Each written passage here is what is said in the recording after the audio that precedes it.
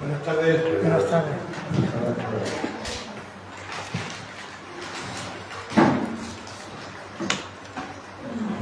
Como siempre, encantado de estar aquí entre vosotros. Espero que Dios me ayude a compartiros de este pensamiento que trae a mi corazón, y aunque voy a compartir quizás del pasaje de la Biblia que más hayáis escuchado, porque vamos a estar hablando de la parábola del sembrador, y también os digo que es el pasaje de la Biblia que más he compartido en el tiempo que llevo como cristiano.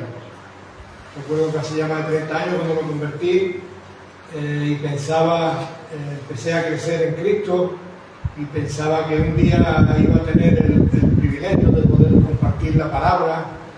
Entonces, en la casa donde vivía, entre los chicos, entre los compañeros que tenía conmigo en la casa, y había un anhelo en mi corazón de decir: Señor, y desde el primero, desde mucho antes de esa primera oportunidad de compartir, el Señor me puso la parábola del sembrador, de hablar de la parábola del sembrador, y la primera vez que compartí en mi vida, compartir esta parábola. Y deciros que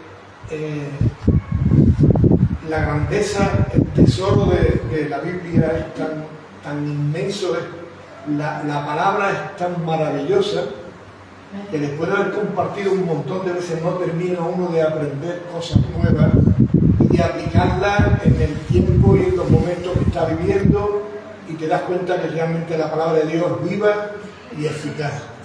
Y es eficaz en cada momento y para cada situación. Y cuando uno busca y escudriña las Escrituras ante una situación que está viviendo, la palabra se te revela una y otra vez en los mismos pasajes, desde un punto de vista diferente, con un mismo contenido, porque la palabra también es inmutable, no es interpretativa, pero sí es viva, y sí te da con qué poder afrontar las situaciones que se están viviendo, ¿no?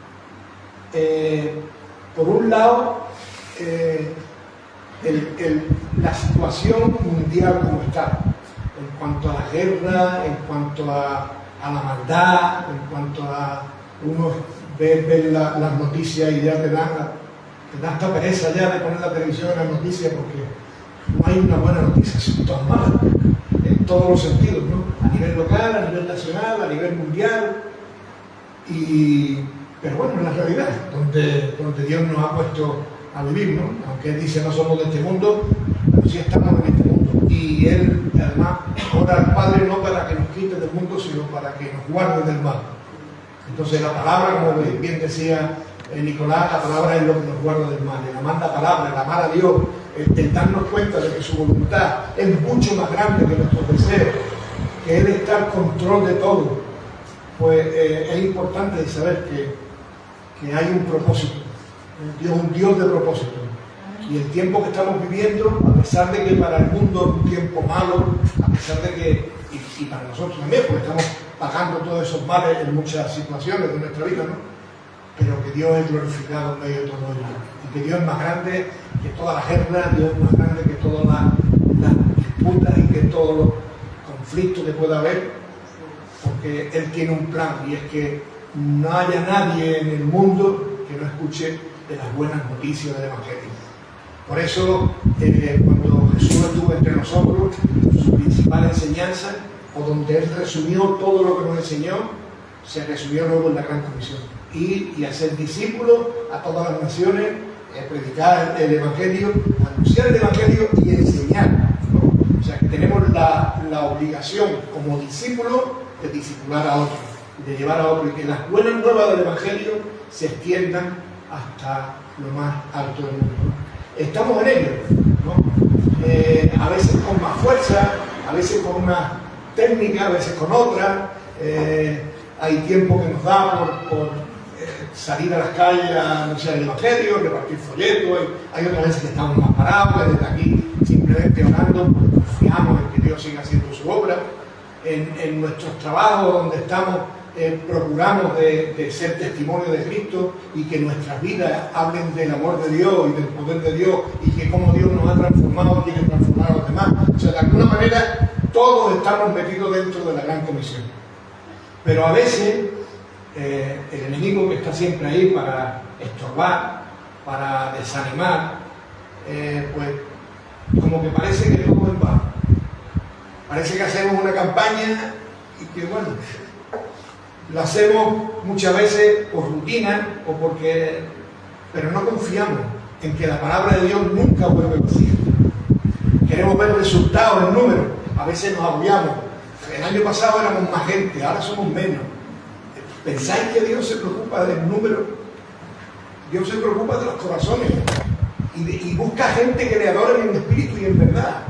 Él muchas veces, cuando la iglesia se vacía, Él es el que sacude el mantel. Jesús tenía miles de seguidores que iban detrás de Él. Y Él un día los confronta y les dice: me seguís por la comida que coméis, no me seguís por los milagros que veis, no me seguís por el alimento espiritual. Y les habla duro. ¿Y qué ocurrió? Que empezaron a irse la gente. Pero Jesús no se preocupó. Jesús fue a los más íntimos y le preguntó: bueno, vosotros también tenéis la libertad de hacerlo, si queréis marchar o no. Y Pedro, inspirado por el Espíritu Santo, le dijo: ¿a dónde iremos, Señor? Si solo tú tienes palabra de vida eterna. Y esa es la realidad. Y eso es lo que nos debe de fortalecer en nuestra vida, que solamente Él tiene palabra de vida eterna. Solamente buscándola a Él es como vamos a poder alimentar nuestra alma, vamos a poder crecer en el conocimiento de su voluntad, siendo obedientes a Él, amando su palabra, porque su palabra nos limpia, su palabra es medicina, su palabra es todo lo que necesitamos. La Biblia está llena de referencias al poder de la palabra en nosotros. Por la palabra de Dios se hizo todo, hágase, y las cosas se hicieron. La palabra de Dios es una palabra que tiene poder, y un poder que va mucho más allá de todo lo que nosotros podamos imaginar. Cuando hablamos de poder, pues enseguida nos vienen a la mente cosas del mundo. Por ejemplo, cuando Él promete el Espíritu Santo, dice: y recibiréis poder. Pero no está hablando de un poder de ser poderoso ni de ser, no, está hablando del poder conocer su voluntad, del poder amarlo más, buscar su esencia, saber la importancia que tiene en nuestra vida. La parábola del sembrador tiene mucho que ver con el evangelismo y con la gran comisión, porque el problema no es la gente que atienda el mensaje cuando nosotros vamos a darlo. Ese es una consecuencia. Nuestra obligación es anunciar el mensaje, porque en la parábola del sembrador hay una serie de figuras. Está el sembrador, está la semilla y está el campo, la tierra donde cae. El sembrador y la semilla están ahí, son inmutables. ¿Qué es lo que varía? El campo. Y ahí nosotros no podemos entrar. O sea, nosotros no podemos ir a transformar el corazón de una persona para que esa persona pueda recibir el mensaje. Luego, nuestra obligación, ¿cuál es? Nuestra obligación es sembrar. En los tres evangelios, en Marcos, en Mateo y en Lucas, hay una frase que se repite y es: el sembrador salió a sembrar. O sea que la misión del sembrador, ¿cuál es? Sembrar. Y si nosotros somos hijos de Dios, amamos la palabra de Dios, ¿qué tenemos que hacer? Sembrar la palabra. Porque el crecimiento, el fruto, ya no va a depender de nosotros. Ya va a depender del Señor, de lo que el Señor permita, de lo que el Señor haga, como el Señor trabaje en los corazones de los demás. Pero no debemos de desanimarnos. Si cuando nosotros compartimos la palabra, la gente aparentemente no responde. Porque quién sabe, yo confío en el poder de la palabra, yo me creo la palabra de Dios a pie juntilla, desde la primera letra hasta la última. Y la palabra de Dios, hay una promesa que dice: mi palabra no volverá vacía, sino que hará. No. Entonces, hará. La palabra de Dios obra. En unos para bien y en otros por decisión propia para mal. El cristianismo tiene una virtud para mí, que es la libertad. O sea, Dios no te impone: tú tienes que creer en mí porque yo te lo impongo, ¿no? Dios no es un Dios de imposición. Dios es un Dios de libertad. Dios te ofrece la vida y te dice, este es el camino que te lleva a la vida y tienes que andarlo así, así, así. Y si andas por aquí, las consecuencias son estas. En el libro de Deuteronomio está explicado claramente el camino haciendo la voluntad de Dios y cómo te va a ir. Ahora, el por dónde vas a andar, eso es cosa tuya. El que tú decidas andar por un camino equivocado no quiere decir que tú ya estés perdido, porque Él, en ese camino donde nosotros andamos y anduvimos durante mucho tiempo de espaldas a Él, ahí es donde Él nos amaba. Nosotros amamos a Él porque Él nos amó primero. Ahí es donde Él nos fue a buscar. Él no nos buscó cuando nosotros vinimos a la iglesia. Él nos buscó cuando estábamos muertos en nuestros delitos y pecados y nos dio vida juntamente con Cristo. Él, cuando nosotros estábamos renegando de Él, Él no dejó de mostrarnos una y otra vez que Él nos amó con un amor eterno, como decía antes Nicolás, ¿no? Él nos ama con un amor eterno y nos lo hace ver una y otra vez. La decisión de qué es lo que vamos a hacer con ese amor, eso es cosa nuestra. Y ese es el libre albedrío, y esa es la voluntad de decir. Ahora, esto supone que el compromiso de seguir a Dios es un compromiso hasta el último día de tu vida. El servirlo hoy, el amarlo hoy, no te exime que mañana ya no lo hago. El sentirte hoy un hijo de Dios, el sentirte hoy que eres salvo, el sentirte hoy que Dios te ama, que tú estás haciendo su... No te evitas o no te excusa de que mañana tienes que seguir haciendo las cosas. Porque las misericordias de Dios son nuevas cada mañana. Porque cada día tenemos que poner de cara a Él. Porque nuestra maldad, nuestra carne nos va a acompañar hasta el último día de nuestra vida. Y el pecado está en la lucha de la carne, en los deseos de la carne, en la vanagloria de la vida. ¿Cuántos hombres de Dios han caído? Porque han sido exaltados y ha llegado un momento en que se creían que ya estaban por encima de la voluntad de Dios. Y se han sentido más importantes. No le robes jamás ni un gramo a Dios de su gloria. De todo lo que pueda ocurrir en nuestra vida, de todo lo que podamos hacer, por grande que sea, la gloria y la honra es únicamente para Él. Porque Él de lo que no era, hizo lo que es. Y si nosotros somos hoy de una manera diferente, si nosotros podemos decir hoy, mi corazón ha sido transformado, no ha sido porque un médico nos cambió el corazón, no ha sido porque mi fuerza de voluntad me llevó, ¿no? Sino fue porque el amor de Dios nos constriñó de tal manera, nos dimos cuenta de la muestra de amor tan grande que nos dio a través de Cristo Jesús. Como Él se hizo hombre, vino al mundo, cargó con nuestra culpa, pagó lo que tú y yo nunca jamás pudimos pagar. Y ese acto de amor es lo que hoy nos hace ser personas diferentes. No es lo que nosotros hemos hecho, es lo que Él hizo. Por eso lo importante jamás será lo que nosotros hagamos. Lo que siempre será importante es lo que Él hizo con nosotros. Porque ¿qué hacemos nosotros con nuestros enemigos? ¿Qué hacemos? No lo conteste. Pero la mayoría de las veces lo odiamos, lo juzgamos. Le decimos, menos mal que Dios no es como nosotros. Porque cuántas cosas hicimos nosotros para que Dios nos hubiera dado la espalda. Bueno, yo no quiero decir nosotros porque no sé, a lo mejor vosotros eres más santos que yo. Pero yo cuántas cosas no hice. Con mis padres, con mi esposa, con mis hijos, con mis amigos, con la sociedad. ¿Cuántas cosas no hice que me merecía el castigo eterno 70 veces todos los días? Y nunca dejó de buscarme. Cuando ya estaba ya en el borde del abismo, cuando yo ya nadie, ni yo mismo pensaba que tenía solución, Él apareció en mi vida. Amén. Y nunca me reprochó, hasta ahora, jamás me reprochó. Hay que ver cómo eres. Todo lo contrario. ¿Sabe lo que? El privilegio de poder escuchar, decir, tú esto no lo veías, pero yo sí, porque Él conoce hasta lo más profundo de nuestros corazones. La omnisciencia de Dios es uno de los grandes atributos que Él tiene. ¿Bien?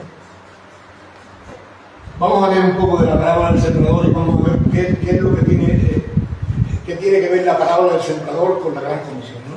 Dice, vamos a leer los marcos y lo vamos a, como luego lo explica Jesús en el Evangelio de Mateo. Dice en el Evangelio de Marcos, capítulo 4, perdón. Otra vez comenzó Jesús a enseñar junto al mar y se reunió alrededor de él mucha gente. Tanto que entrando en una barca se sentó en ella en el mar y toda la gente estaba en la tierra junto al mar. Y les enseñaba por parábolas muchas cosas y les decía en su doctrina: he aquí, un sembrador salió a sembrar, y al sembrar aconteció que una parte cayó junto al camino y vinieron las aves del cielo y la comieron. Otra parte cayó en pedregales, donde no tenían mucha tierra, y brotó pronto, porque no tenían profundidad de tierra, pero salido el sol se quemó, y porque no tenía raíz, se secó. Otra parte cayó entre espinos, y los espinos crecieron y la ahogaron, y no dio fruto. Pero otra parte cayó en buena tierra, y dio fruto, pues brotó y creció, y produjo a 30, a 60 y a 100 por uno. Entonces les dijo: el que tiene oídos para oír, oiga.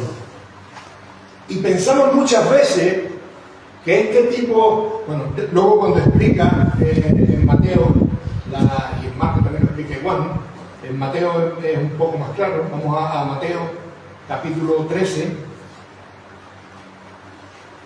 a partir del versículo 18, donde explica el significado de la parábola.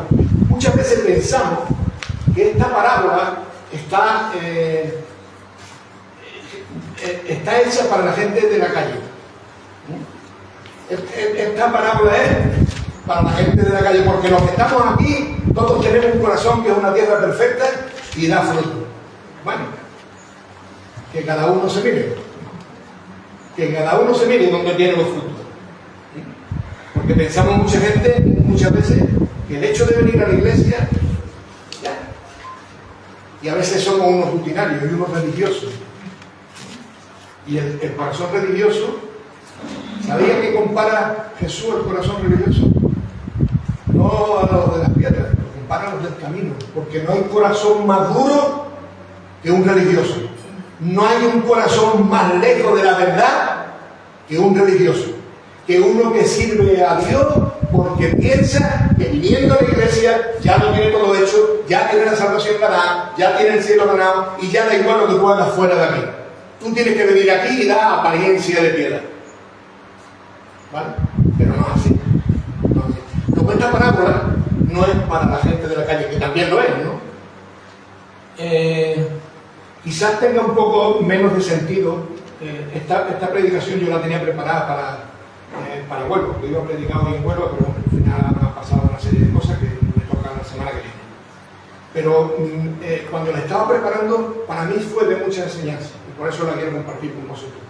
Porque nosotros en Huelva hay, ahora mismo en el liderato de la iglesia, hay una gran inquietud por el discipulado. Queremos comenzar en octubre un discipulado, pero no queremos que sea un discipulado más como todos los que hemos hecho del navegante, de la vida abundante, sino que queremos que sea un discipulado más al estilo de cómo Jesús discipulaba, más al estilo de poder trabajar directamente con las personas a través de grupos pequeños. Queremos clases generales, pero queremos trabajar en grupos pequeños, ser un poco guía de las personas que están caminando con nosotros.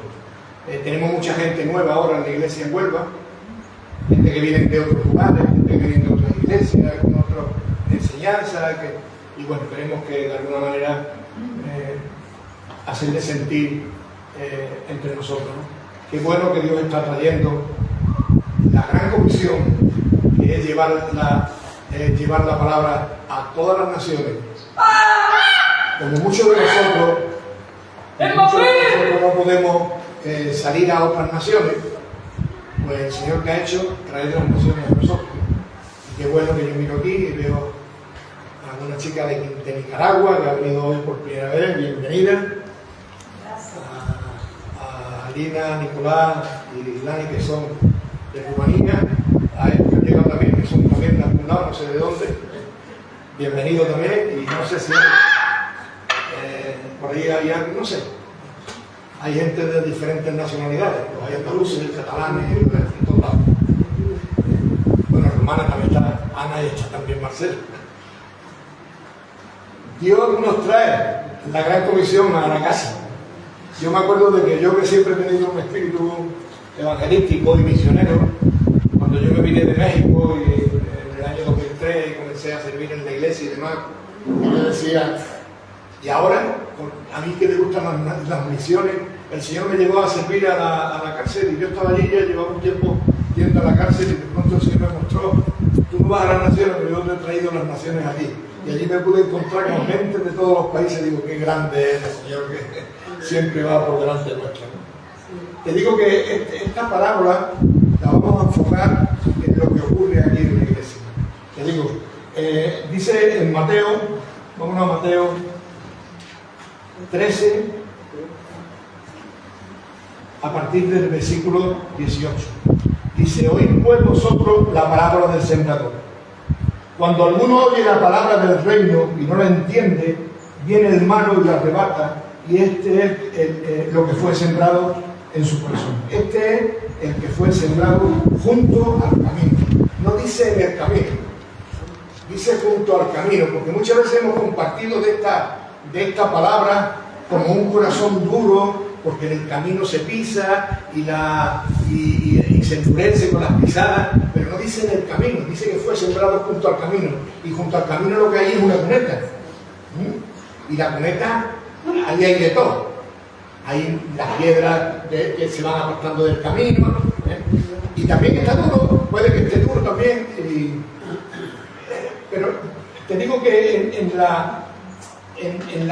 la parábola hay tres constantes, que os vuelvo a recordar: el sembrador, la semilla, que es la palabra de Dios, y el corazón, es donde cae. Aquí vemos que cae junto al camino, ¿vale? La semilla es la misma, la que cae en un lugar y en otro, la semilla es la misma. Luego el problema está en el corazón del que recibe el mensaje, no está tampoco en el que lanza el mensaje. Yo fui discipulado o fui enseñado por personas que hoy no están en Cristo y que en aquel tiempo tampoco eran unos cristianos que dejaran, pero sí amaban a Dios y estaban en un lugar donde, bueno, pues donde había que, y sí me dieron, cada uno me aportó.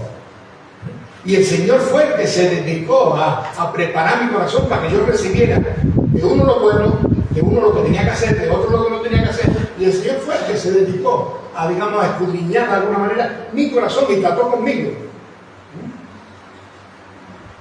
¿Cuáles son estas personas de la iglesia? Te digo, sobre todo los religiosos, los que la religión es de verdad que es lo peor que puede tener el hombre, es la religión.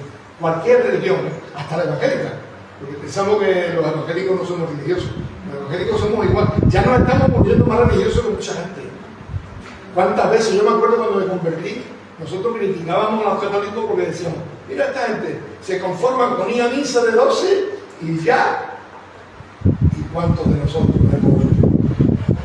Que pensamos que con venir al culto, pero ¿sabes qué? La religión no te impide de tener envidia.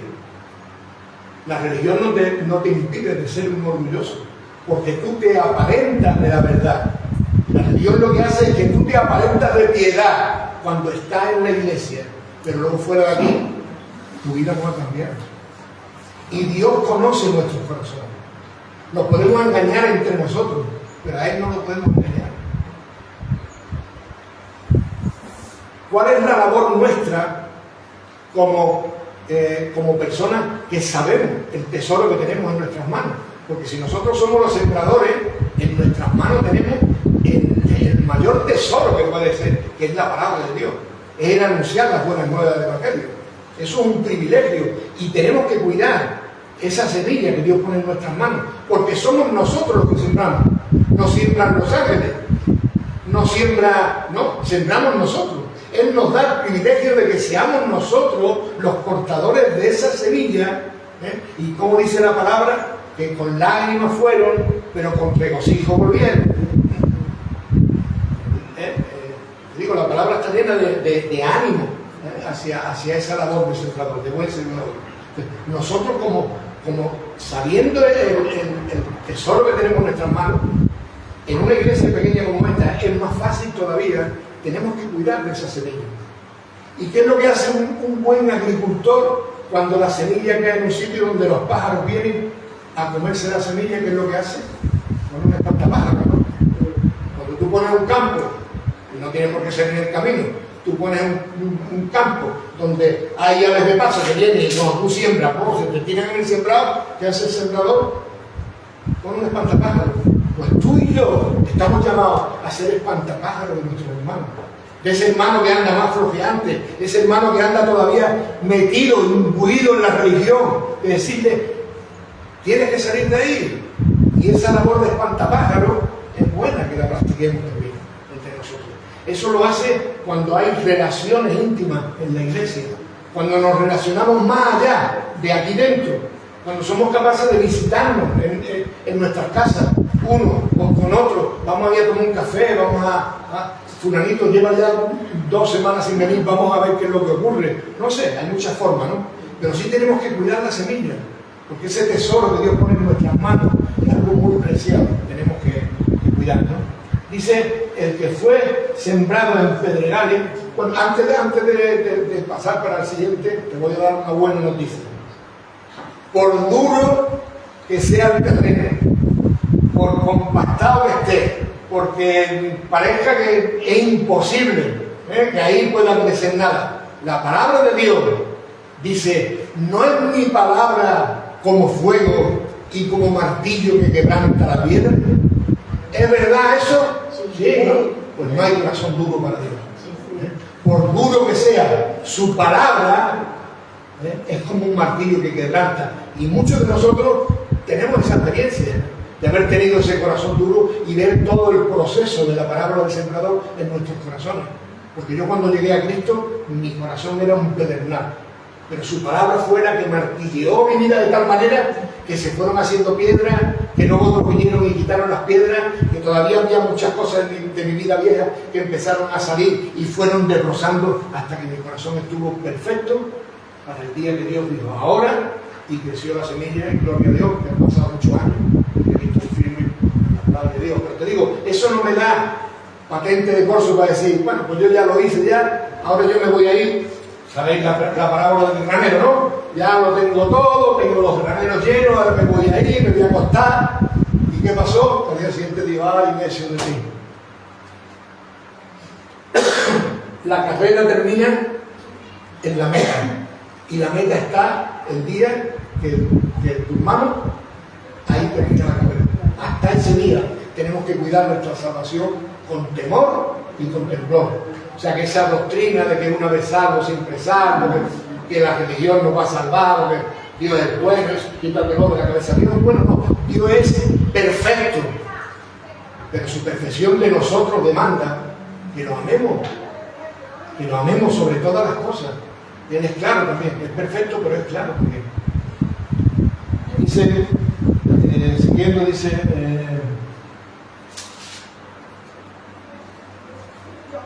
en el 20 decía, el que fue sembrado en pedregales, este es el que oye la palabra y al momento la recibe con gusto, pero no tiene raíz en sí, sino que es de corta duración, pues al venir la aflicción o la persecución por causa de la palabra, luego tropieza. ¿Y cuántas personas de esas aquí en la iglesia? ¿Cuántas personas hemos visto en nuestro caminar cristiano que ante cualquier circunstancia que se presenta en la vida, pues empieza a culpar a Dios de lo que pasa? Dejan de ver la mano de Dios. Para mí, no me gusta hablar de nadie, pero no tengo más remedio que decirlo. Para mí, Pepe es un ejemplo de fe en mi vida. Porque sé cómo está sufriendo con su hijo. Sé lo que están sufriendo, no solamente con su hijo, sino con la gente que le rodea, con la gente que de su propia familia, que tratan de ser tropiezos, pero él está aferrado a la verdad. Él ama a Dios sobre todas las cosas y no hay nada que le pueda apartar del amor de Dios. Gloria a Dios por tu vida, Pepe. Estamos contigo, estamos orando con la misma fe que tú tienes, estamos orando también nosotros. Tenemos que buscar de ser ese tipo de personas que buscan lo que burla, la gloria es para Él. Él sabe por qué pasamos las cosas que pasamos. Él sabe de nuestras aflicciones. Él conoce de nuestras aflicciones. Pero piense una cosa. Por grande que sea lo que nosotros pasamos, Él lo pasó también. No hay nada, no hay ningún sufrimiento en la vida que nos pueda venir que Jesús no pasara en este. Yo la imagen de Jesús en la cruz del Calvario mirando abajo y viendo a su madre y perdonando lo que le estaban haciendo daño a su madre, esa imagen para mí es algo de decir, Señor, yo quiero ser como tú, yo quiero tener esa capacidad de perdonar, yo quiero que tú me enseñes de ese perdón. Yo no puedo amar a mi enemigo si tú no me enseñas a perdonar como tú me has perdonado a mí. ¿Cómo pudiste pensar en mí cuando estaba clavando la cruz por lo que yo he hecho contra ti? Si ese amor no nos constriñe, seremos esa persona. Pero también te digo una cosa. Lo importante de cuál es nuestra parte, porque todo esto, lo importante es que saquemos y qué es lo que tenemos que hacer nosotros. ¿Qué es lo que hace un buen agricultor cuando hay un terreno donde hay piedra? Tú también eres agricultor, ¿no? Tú sabes del campo, ¿no? ¿Cuántas veces hay que meter, no sé cómo se llama la grada, ¿no? Se mete primero la grada, se separan las piedras, luego las vas quitando y vas limpiando el terreno antes de sembrar, porque sabes tú el valor de la palabra, prepara la tierra. Y esa es nuestra labor como evangelistas en la iglesia, no te digo fuera también, pero en la iglesia. ¿Cuántas personas hay todavía con piedras en su corazón que le impiden, que llegan a los cultos? Yo cuando predico en cualquier lado, y siempre además son los mismos. Gloria a Dios, hay muchas veces que alguien viene y me dice, gracias, doy gracias a Dios porque la palabra ha venido en el momento oportuno. Pero hay otros que son los que vienen y dicen, uy, qué palabra más bonita. Y yo, que sé cómo caminan, digo, ¿qué efecto ha hecho en tu vida? Me has dicho ya 70 veces que la palabra es muy bonita. ¿De qué te vale que la palabra sea bonita si luego no la obedeces?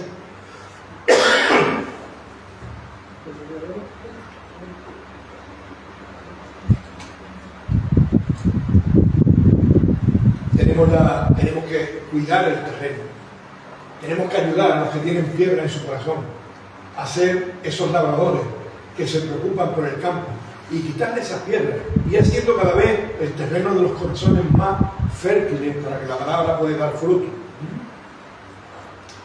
Y dice en el 22, el que fue sembrado entre espinos, este es el que oye la palabra, pero el afán de este siglo y el engaño de la riqueza ahogan la palabra y la hacen infructuosa. Y aquí estamos la mayoría. Aquí estamos la mayoría, porque aquí entra nuestra zona de confort.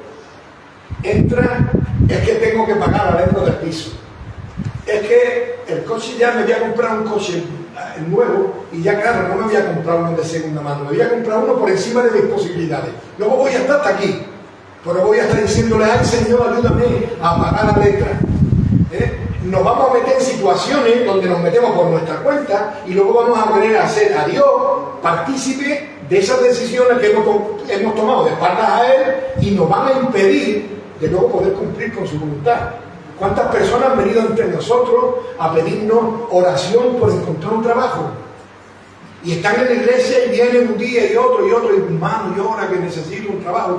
Y ahora resulta de que Dios les da un trabajo y el trabajo es lo que te impide venir a la iglesia. Porque llega a casa muy cansado, porque mientras que me ducho, y ahora voy, y luego vengo, y en el camino me entretengo. ¿Y qué pasa? ¿Que Dios te ha maldecido con un trabajo? Tú estabas pidiendo a Dios una bendición, Dios te ha dado la bendición y esa tú lo has convertido en una maldición. Cuando tú entiendas que si tú llegas, el culto a las 7, y si tú llegas a las 7:15 a tu casa, y tú dices, no me da tiempo a ducharme, y tal como estoy, me voy a la iglesia. Se te va a echar aquí porque llegué con el mono lleno de mugre, se te va a echar a la calle. Nadie te va a decir, pero Dios va a ver tu corazón. ¿Y sabes lo que va a ocurrir? que Dios te va a dar un trabajo conforme a tu esfuerzo. Para eso hay que estirar nuestra fe. Recuerdo de una hermana que tenía además mucha necesidad, porque bueno, nos conocíamos ya, llevaba tiempo entre nosotros, habían pasado situaciones en su familia bastante fuertes y necesitaba trabajar. Es una buena cocinera y estábamos orando porque Dios le diera un trabajo. Y un día viene y me dice: Manuel, gracias a Dios tengo trabajo. Pues qué bueno. Me dice: pero ¿sabes qué pasa? Digo: ¿qué dice? No, es que el trabajo de cocinera no me lo da. Dice: no. Claro, ella ya se estaba autojustificando, ¿no? Dice: no, pero yo no tengo nada que ver. Las chicas están yo ni las veo siquiera. Yo tengo que ir a la cocina, yo preparo la comida, porque ellas comen allí y demás, yo preparo la comida, y luego yo ni las veo. Porque ellas están trabajando en otro lado, tal y cual. Digo: pues ¿tú crees que eso es correcto? ¿Tú crees que...? Y no, hermano, es que necesito el trabajo. Tú verás. Pero sepa que no, yo no lo veo correcto. La puedo decir: no, pues yo voy a decir: no otra vez, pues bueno, dame tú para que yo pueda ir a mi casa, ¿no? Se te pone una tesitura, ¿no? Pues lo único que le dije, como yo lo entendía, ¿no? Y gloria a Dios que yo lo entendí. Y al día siguiente me dijo: ¿sabes qué? He dicho que no es trabajo. Y tardó 2 días en salir de un trabajo en un restaurante de maravilla, y trabajó ella, su hija y sus 2 hijos. Dios es bueno. Dios va por delante nuestra siempre. Cuando nosotros somos capaces de entender que su voluntad es buena, agradable y perfecta. Mucho mejor que nuestros planes, son los suyos. Entonces tenemos que ayudar a esta gente que están afanados con las cosas que le impiden. Y tenemos montones de excusas para no venir a la iglesia, para no asistir o venir simplemente a la iglesia. Luego allá cuánta gente echamos de menos en la playa del Orio, o cuando hacemos cualquier otra cosa, o cuando estuvimos evangelizando aquí en el pueblo, cuánta gente echamos de menos que no vinieron. Porque teníamos otras cosas que hacer. No hay nada mejor que servir a Dios en todo momento. No hay nada que podamos hacer por encima de cómo Dios se agrada cuando ve a su pueblo que se levanta y va a hacer su voluntad. Entonces tenemos que ayudar también a esas personas.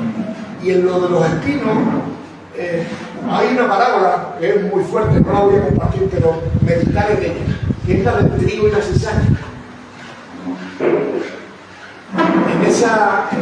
En esa Antonio, Olga, que Dios bendiga, dale un beso a tu madre, Olga, de mi parte fuerte, no la ha podido, ya.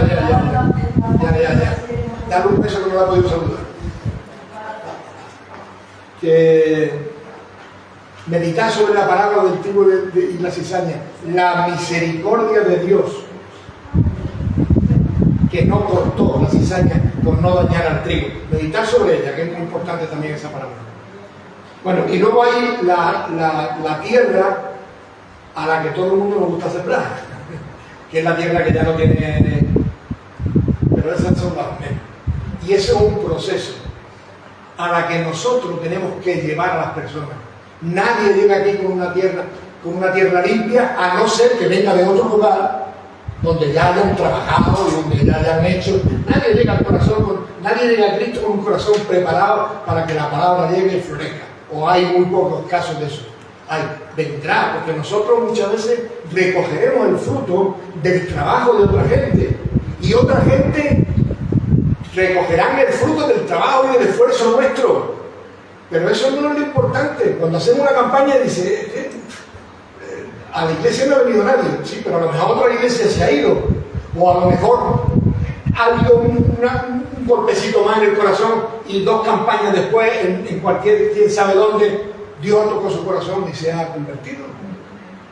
Te digo, el convencimiento de que la palabra de Dios nunca vuelve vacía debe estar en nuestro corazón y ser un ánimo constante de que efectivamente es así. Y que nada de lo que hagamos para el Señor es en vano. Nada de lo que hagamos para el Señor es en vano. Y es bueno de que entendamos estas cosas. Porque el que da buen fruto, dice que uno da 30, otro da 60 y otro da 100 por uno. Luego no todo el mundo estamos llamados a dar el mismo fruto. O la tierra que hoy da 30 no quiere decir que ya toda la vida vaya a dar 30. Lo importante es dar fruto. En la parábola de las minas El que recibe uno, el que recibe dos. No todo el mundo tiene el mismo resultado, pero ¿qué hizo todo el mundo? Invertir las minas. ¿Y qué le ocurrió? Que el que no la invirtió, pues fracasó.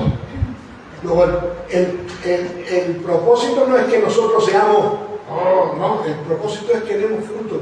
Yo siempre digo una cosa: a la iglesia no se viene a restar, al reino no se viene a restar, al reino se viene a sumar. Y si por cualquier circunstancia de tu vida no puedes sumar, estate quieto. No hagas nada, estate quieto. En quietud y en reposo. A veces es necesario de pararnos y no hacer nada. Y de esperar el tiempo oportuno. Pero no restes nunca. Cuando no puedas sumar, estate quieto. Pero no restes. Y cuando te pongas en marcha, aunque sea esta mitad, pero ponlo de tu parte. Y cuando Dios te vea, ¿qué es lo que dice la palabra? Fuiste poco en los fieles, en lo mucho te pondré. Dios no mira la cantidad, Dios mira la calidad. Dios no mide la intensidad, Dios mide el corazón, tus intenciones, eso es lo que mide, lo que Dios hace para evaluarnos en nuestra relación con Él. Así que en esa seguridad de que Dios es bueno, Dios es bueno. Fijaros que, para terminar,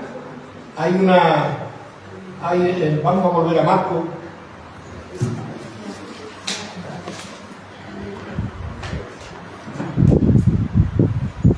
Para que veamos cómo actúa la palabra de Dios.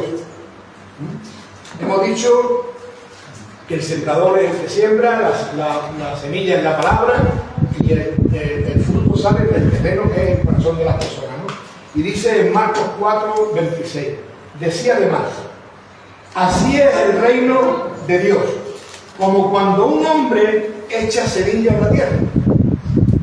Parafraseando, así es el reino de Dios, como cuando tú y yo anunciamos el Evangelio en el corazón de una persona.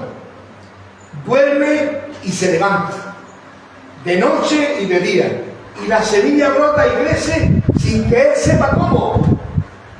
Y esa es nuestra labor. Nosotros sembramos, pero no sabemos el efecto que va a causar en el corazón de las personas.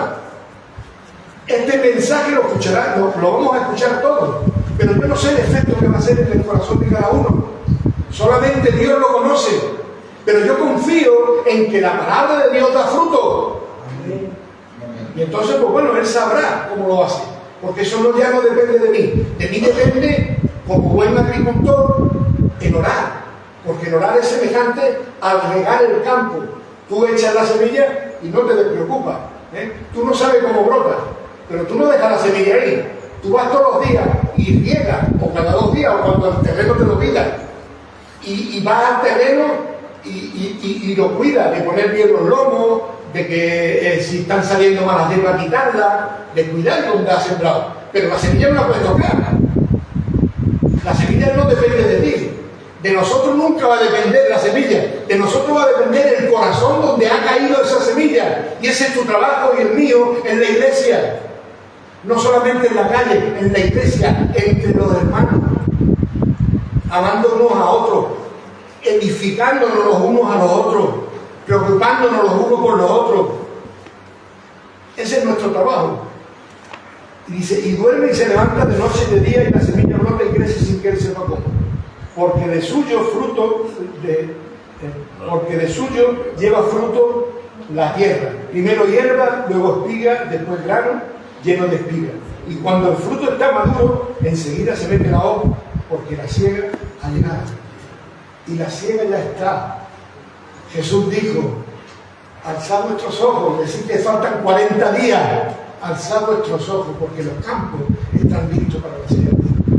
Y le estaba hablando a sus apóstoles que iban a recolectar lo que en el corazón de los samaritanos, en Juan 4, se había sembrado durante mucho tiempo, a través de la palabra.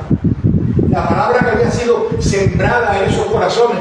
Porque recordáis, ¿no?, que la samaritana sabía que tenía que venir el Cristo, conocía las Escrituras, amaba a Dios, y el pueblo igual, había recibido todos esos mensajes, pero ahora vienen a Jesús, que va a dar, el que va a hacer ya la conversión absoluta, y le dice a sus apóstoles: levantad vuestros ojos, que decís que faltan 4 meses para la siega. Pues ya está el campo, ahí viene. Y le dice, y vosotros vais a recoger lo que no habéis sembrado. Y eso es lo que nos va a pasar a nosotros, que vamos a recoger fruto que no hemos sembrado. Pero otros recogerán lo que tú has hecho, porque nada de lo que hagamos para Dios es en vano. Así que Dios nos bendiga, que nos dé entendimiento y fuerza para seguirlo, para servirlo, para amarlo sobre todas las cosas y para confiar que la palabra de Dios nunca vuelve vacía, nunca la enseña. Y que nuestro corazón tiene que ser un corazón dispuesto a recibir la palabra, fuera de religiosidad, fuera de impedimentos, fuera de tantas y tantas cosas que nos apartan de la voluntad de Dios. Dios es más grande que la religión, mucho más grande que la religión. Dios demanda de nosotros una relación, Dios demanda de nosotros que le amemos. No somos autómatas, no nos pueden obligar a tener una creencia, no nos pueden obligar a tener una religión. La religión no se impone por ley. O mejor dicho,